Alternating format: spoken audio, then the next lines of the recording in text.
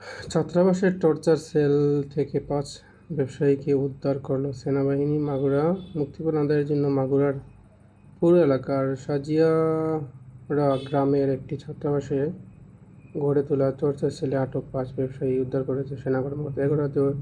এ ঘটনায় জড়িত থাকার অভিযোগে ইশতিয়াক আহমেদ শান্ত নামে এক যুবককে আটক করা হয়েছে। শান্ত মাগুরা পুরসভার ১ নম্বর ওয়ার্ড বিএনপির সাবেক সাধারণ সম্পাদক তানজিল হোসেন বড় ভাই রফিকুল ইসলামের ছেলে।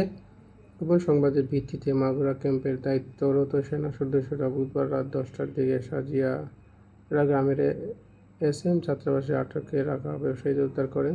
রাজীব সর্দার, হৃদয় সর্দার, বাবু শেখ, ওসমান শেখ, রিয়াজ ইসলাম ওই ৫ ব্যবসায়ীর বাড়ি গোপালগঞ্জ সদর উপজেলার বড়ফা গ্রামে।